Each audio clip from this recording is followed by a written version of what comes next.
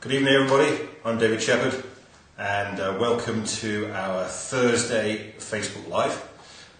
Always at 1900 UTC. No, 1800 UTC. I can't remember what the time differences are now, but it's 7 o'clock here in London. I think I worked it out that it would be 1 p.m. in Chicago, because Carney is going to be watching from Chicago. And then also I think it was going to be 8 a.m. in Hawaii, and obviously later in Europe, and even tomorrow morning in Australia. So for those of you new, because I know we've got some new people here, hi Claire, see Claire, one of our regulars is here. So we do a live, Facebook Live every Thursday for around about 30 minutes, where I take a chosen topic of NLP, of hypnosis, of timeline therapy, or of Hawaiian Huna. Hi Tim, hope you're well, up in Nottingham I believe you are, saw your post earlier. And I got a request for this week's Facebook Live to do it on NLP and how it relates to the 5-step sales model. So that's what we're going to cover tonight. For those of you obviously here in the UK, you know that we've got quite an interesting evening ahead of us. Some people would say interesting, some people would say exciting. And I think this what we're going to talk about tonight is very fitting, to be honest with you, because I've been looking at Facebook, because Facebook has been alive with election fever. I've been seeing people saying, oh, if this particular outcome happens, then we're all going to have less money. If this particular outcome happens, then we're all going to have more money. And to be honest with you, my thinking is different than that. I'm not really willing to put the Phil Wells, great. I'm not really willing to put my financial future, my financial destiny, on the kind of almost lottery of an election. So I think what we're talking about tonight is really, really important. And I guess we won't really know which one of those outcomes it is until tomorrow morning. But, history would say that around about 50% of the population tomorrow morning will be going, yay! And 50% of the population will be going, oh no. Now, what we're talking about tonight, particularly around your finances, is how do you control your own financial destiny through this thing called sales or selling. And I think, whether we're actually going out selling ourselves or selling a product or selling ourselves into a job, then, that's how we do an exchange of what we know and what we can provide, the value that we can create, and exchange it for money. So before I get into the 5-step sales process, I really want to think about the mindset of this, the mindset of selling. Because, in the late 80s, here's a little bit of a story for you. In the late 80s, I was doing pretty well in the city. And I was approached with a new job. And this new job, if you think about the time, so it's like 1988, 1989, something like that. At the time, this job carried an on-target earnings of between £100,000 and £150,000. I was making a good amount of money anyway for my age, but nowhere near that. It came with an expense account and a BMW M3. Now, you would have thought I'd have taken the guy's arm off for that. However, there was a bit of a problem, because it was a sales job. And in 1988, 1989, I hated the thought of selling. I got this idea, I don't know if it came from my parents, that salesmen were these people who drove around the country in Vauxhall Cavaliers, wearing kind of like crimpling suits and staying in cheap motels or hotels every night. The idea of doing that, even with that huge amount of money, just completely turned me off. So I turned it down. And here's the really crazy thing. A year later, I left my job and set up my own business. The idea didn't even pop into my mind that if I was running my own business, I was going to have to sell. Well, selling was still a dirty word for me. So you can probably imagine how well, in 1990, my first business went. It didn't go well. And it was to do, not necessarily with skills, sales skills, to do with mindset. And I'm seeing a lot of stuff in the personal development space and seminar space at this point in time, where people are going and buying new skills. Maybe they're buying sales skills. Maybe they're buying skills to do Facebook advertising. Maybe they're doing skills to be a better presenter or a speaker. Maybe they're buying skills to run their own internet business, marketing, whatever it is. And don't get me wrong, those skills are really, really important. In fact, I teach a lot of those skills myself. The important thing, though, before we get into like a sales skill process, is around if you haven't got the mindset right. If you've got the mindset that I had, that selling is a dirty word, no matter what skills you get, they're not going to work. You're not going to get the results you want. Now, the thing that really turned my thinking around on selling is when I discovered where the word sales originally came from. It comes from a Scandinavian word called selje. And selje translates to serve. So to sell to somebody, the original meaning of selling to somebody was actually to serve them and to be of service to them. Because by selling to them something that they have value for, you enable them to get that value. If you don't successfully sell them something, if there's something that they want, if there's something that they need, and hi Hallie, how are you? I think we got you sorted out in the app, finally, the last couple of days, so that's really great news. If they've got somebody who's got a need and a want, and there's value that's established to that need and want, and then we don't do what we can do to enable them to have that need and want satisfied, they therefore don't get that value, and we haven't served them. So what a flip over this is, as far as the sales professional is actually serving their customer and serving their client. And I think that's a really important mindset to have. And what I'm going to give you is a sales model which we can plug NLP into. To plug NLP into this sales model and to teach it in detail would take around about 2 days. I've got around about 20 minutes left. So I'm going to give you some bullet points and some headlines, but also we've covered some things in earlier Facebook Lives which we can plug it into this overall model. Now, this model isn't NLP, predates NLP, but it would be described as a values-based sales process. It would also be described as a consultative sales process, which I think is important. And we can use it to sell anything. We can use it to sell a product, we can use it to sell a service, we can use it to sell a training, we can use it to sell a car, we can use it face-to-face, we can use it over the phone. Even you can use it as part of an overall multi-step sales process. And it's called the 5-step sales process. And the reason it's called the 5-step sales process is because there are 5 steps in it. So it kind of like does what it says on the tin. The great thing about this is that no matter where you are in a sales process with a potential client, whether that's like short-term, face-to-face, maybe in a shop or a store, or a long sales process, consultative process, maybe for a multi-million-pound deal, then you will always know exactly where you are in the sales process and what to do next, which is a really important thing, I think, because it gives structure to the process of selling. Now, step 1 in the 5-step sales process is to build rapport.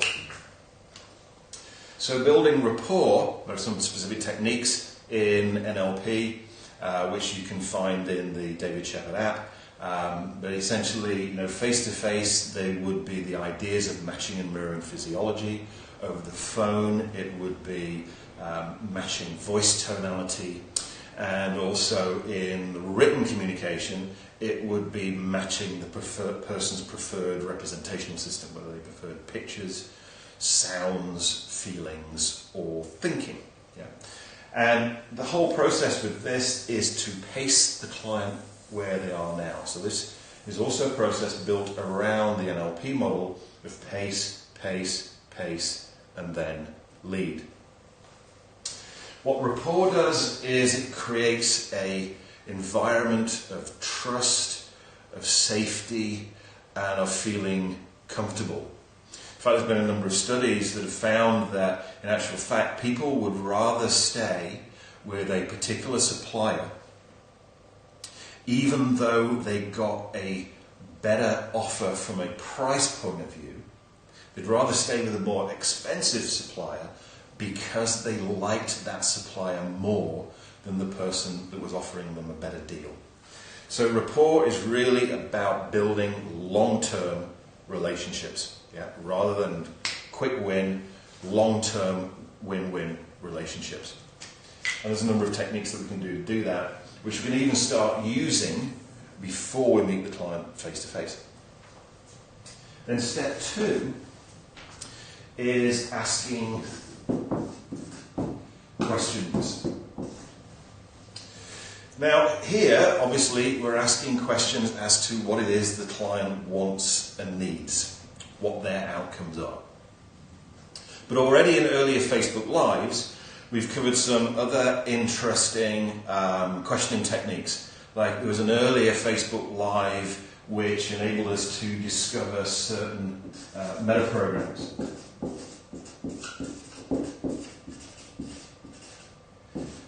And then how we can use those meta-program profile of the potential customer as to whether they're going to buy more of what we can enable them to get rather than avoid.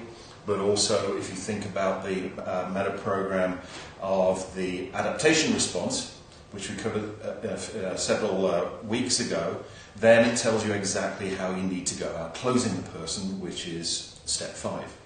So we might want to find out meta-programs. Another earlier Facebook Live, I think it was titled How to Double Your Sales by Asking 3 More Questions, was around discovering the potential client's values.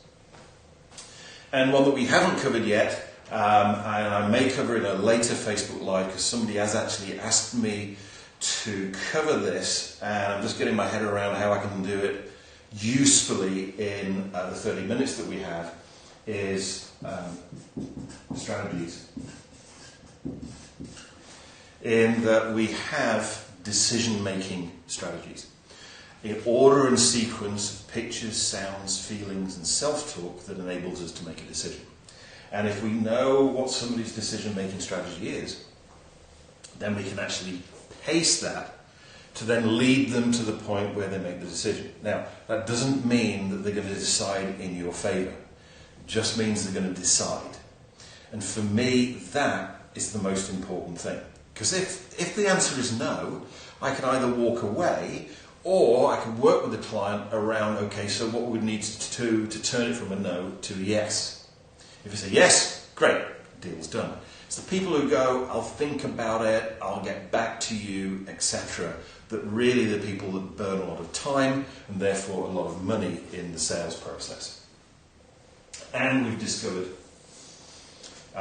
what it is that they want and they need. The other thing that we want to discover as well is, what is having that want and need satisfied worth to them?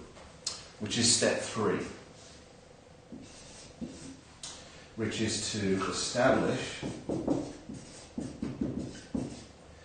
value to the need and the want. Now let's talk about this here from an ethics point of view. as well, which I think is also important since we're really wanting to build long-term relationships with people. We might actually meet with somebody and they either have a need or a want for what we can offer them. In my opinion, that point in time is the time to walk away. We might find somebody who has a need or a want that we can satisfy, but for whatever reason, at this particular point in time in the person's life, they don't actually have a value established or linked to that need and want being satisfied. In which case, I would say walk away at that point in time. Now, let's say that we have met somebody, they do either need what we want, which would be an away from, or want what we have, which would be a towards, and they have a value to having that need satisfied or that want satisfied.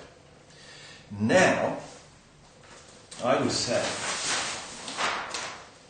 from this perspective here, we now have a responsibility to that potential client to do whatever we can possibly do to enable them to have that need and the want satisfied so that they can actually experience and enjoy the value. If we don't actually do that, then we haven't served them. And it is an interesting perspective on this. In the sales process, someone always buys something. Which means either the client buys what you're offering, or you buy what the client's offering. And what the client is offering you is limitations. What the client is offering you are their limiting beliefs that have prevented them from having that need or want satisfied already. If we accept their limiting beliefs and go, you're right, then actually we haven't served them. Because they haven't got their need and want is still there, and they haven't got the value. So at this point in time that we've established need, want and value, it's now our responsibility as a professional salesperson to actually enable them to have that need and want satisfied and to therefore enjoy the value. Now, step 4 is when we actually communicate to the client what it is that we can do to serve them.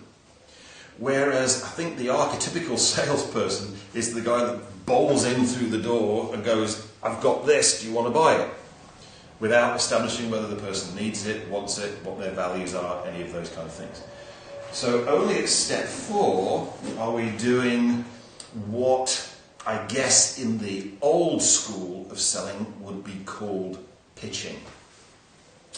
But now we can actually pitch what we've got, present what we've got, fitting exactly to their outcomes, exactly to their needs, exactly to their wants, demonstrating how we can satisfy their values, demonstrating how we can satisfy their meta programs, and do it in a way that's way superior than any of our competitors. So step 4 is to link what we're selling, sell, because that could be a car, it could be a watch, it could be a training, it could be an app, it could be a suit, it could be a shirt, it could be consulting, it could be absolutely anything. So we're going to link what we're selling to their needs and wants. Of course, what we can do here is we're still pacing at this point in time. So we're pacing their need and their want, but linking it to our product or service. We're pacing their values. We are pacing their meta programs, as I taught you to do in previous Facebook Lives.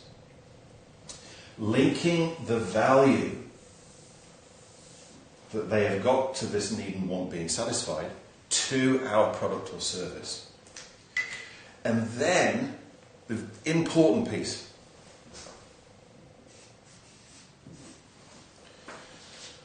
closing. We then need to close. And here's the thing about closing. I think it was Zig Ziglar that published a book which was 1,001 Closing Questions. And, I would imagine being in there in this sales meeting and going, okay, just hold there, Mr. Customer, for a second, because I just need to look up closing question number 355.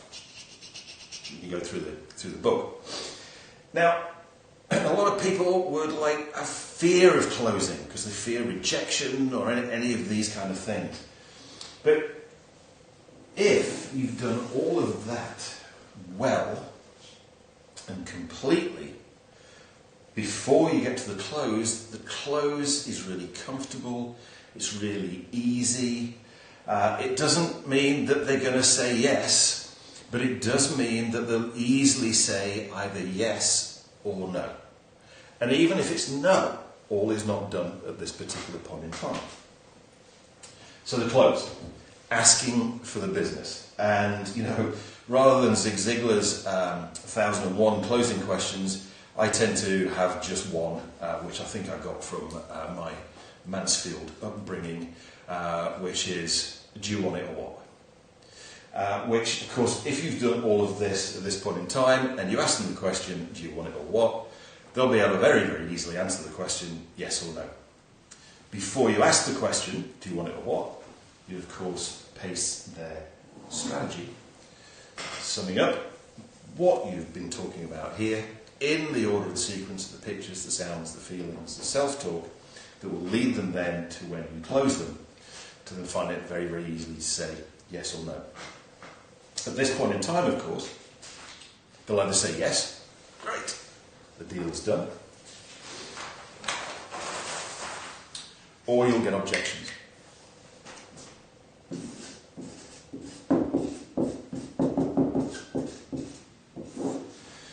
Now, for the NLPers out there watching this, think of objections as being limiting beliefs. So we did a previous Facebook Live on conversational belief change. And particularly how to use sleight of mouth patterns for handling the limiting beliefs that come up in a sales process, like objections. In fact, I think if I remember rightly, I ran through a series of examples of sleight of mouth patterns that came from my friend Matt Nerona, which was one of the biggest objections that he gets coming up from people who are selling high-ticket coaching processes. And I don't know if I mentioned this at the time, but I'll mention it again, is in actual fact, objections fall into 4 categories. There's money, as in it's expensive, I don't have the money, or I don't have that much money. Time, it's the wrong time, or I don't have the time. It won't work for me.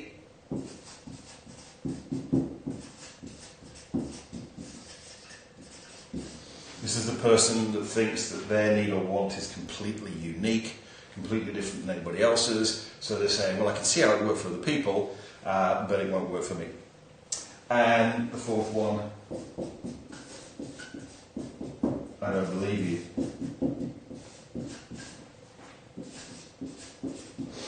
Let's just have a look at how we can deal with these things. This one here, money. That an objection of money coming up is that you haven't successfully established the value of having the need or the want satisfied. Because if there's a particular value that the prospective client has to having that need or want satisfied, and what you are asking them to invest is less than that value, then how could an objection of money be well-founded, in which case when you come to reframe it, it will very, very quickly disappear.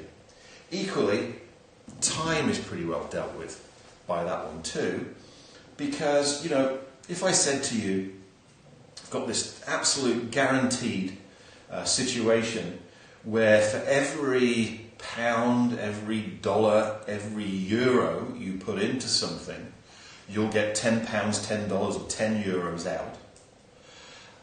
One is, how much money would you put into that? Well, probably everything you got if you've got your head in the right place.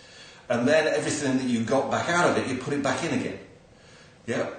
But equally, you know, if it was an absolute cast iron guaranteed, you put £1 in, £10 out, would you say, okay, I'll think about it, or it's not really the right time for me, or I'll do it next month? So that's all about the establishment of value. Equally, by doing this process correctly,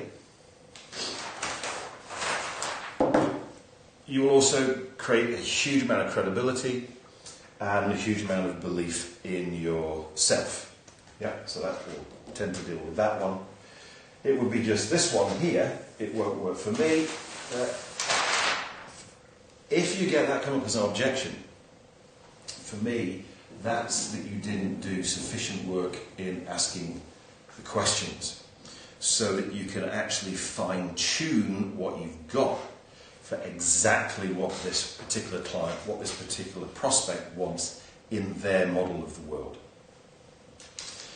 I suppose we could then add one extra step. Step 6. Words. This person has gone from prospective client to client.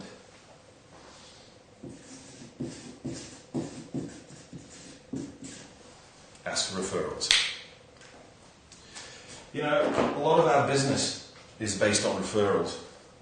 And when somebody calls in and they say, such and such a friend of mine, such and such a colleague of mine, as I was talking to them, I said I wanted to do NLP training. They said they'd already done NLP training with you, and they told me that I shouldn't talk to anybody else about NLP training. Then a lot of this process is already done. It becomes a matter of two things. When and how much is it? Because these are dealt with. So always, always, always, always ask for referrals. And if you got this bit right, if that client now feels that you totally honoured them and served them throughout the process, they'll more than happily refer you, because in their mind now, the people that they refer you to, they're doing those people a favour. So it's not a matter of them they won't be resistant at all. They'll say, yeah, actually, talk to so-and-so, talk to so-and-so, talk to so-and-so. Because these are their friends, these are their colleagues, and they want to do them a favour. It brings in that old Cialdini reciprocity thing. And you know, I don't know about you, here's another mindset thing, which I'll close with. I love being sold to. I particularly love being sold to well and being sold to professionally. Because, and I love being sold to, because essentially that's the only way that I can get to buy. And I love buying things because that's the only way that I get to have the things that I want. Now, we could build an entire Facebook Live around perception is projection. We've got Rima from Canada. Hi, Rima. And from a perception is projection point of view, if you hate being sold to, if you hate salespeople, then you'll project that out and you'll find that people respond the same way to you when you're selling as you do to when somebody's selling to you. This came up, I was speaking at Nick James's Bums on Seats bootcamp. And all the people on that particular seminar that I speak at each time it runs, are there because they want to be in the seminar business. And at the end of my presentation, I make them an offer on one of our seminars, Masters of Influence. Some people put their hands up straight away. Great, good deal, and they're off to the back of the room. But some people are resistant. And some people, you could tell that they weren't happy about me doing a presentation or a pitch from the stage.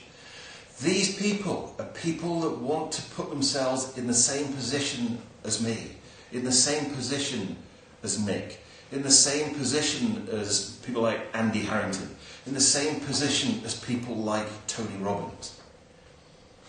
Now, the reason why I'm where I am today, and why Nick's where he is today, and why Andy's where he is today, and why Tony Robbins is where he is today, is that they were at a seminar and somebody made them an offer for something they perceived to have value in, and we bought it. So this is a really important thing. One is, you need to really believe in the value that you can give people by them actually investing with you in whatever it is that you sell. And not only love the process of selling, love the process of being sold to, and love the process of buying. So there we go. I've run over a little bit. Notice, like with me, I've saved 20 minutes and then it's 35 already, so I'm looking at my watch there. So there's a 5-step sales process. If you want to get all of this in more detail, it's actually in the David Shephard app. If you go to the URL up here, davidshepard.com, and click on that, there's a new landing page there. And we've been doing a lot of work on the app over the last couple of weeks, and it was great in the first place. It's even better now. And there's around about 25 training programs in there at the moment, the equivalent of like 100 CDs and DVDs. And one of them, in the business program section, is Selling Magically. Selling Magically goes through the 5-step sales process, but goes through all of the things that you can use in NLP in each of the 5 steps. It was a 2-day training. There's all the demonstrations on video. It's about 6 CDs, I think. And that's all there in the app. I mentioned Masters of Influence. Masters of Influence now has just been launched. You can see that new this month. We professionally videoed a 3-day Masters of Influence training, a totally unique training. And that's now also coming out in the app. An episode per month. So take a look and see if you like it, download it, subscribe. You get to try it out for a month for free anyway, so you can get loads of value out of that particular program, even if you just did Selling Magically. So thanks for joining us. We will be here again next Thursday, Facebook Live, at 7 p.m. London time. At the moment, that's 1800 UTC. You'd have to work out what that was around the world, though when people ask me questions on Facebook, I get on my phone and go like, okay, that's 1 p.m., that's 8 a.m. So wherever you are in the world, have a great morning, have a great afternoon, have a great evening, and we'll see you again next week, next Thursday, right here on my profile, David Shephard's Facebook Live. Thanks for being here. Bye.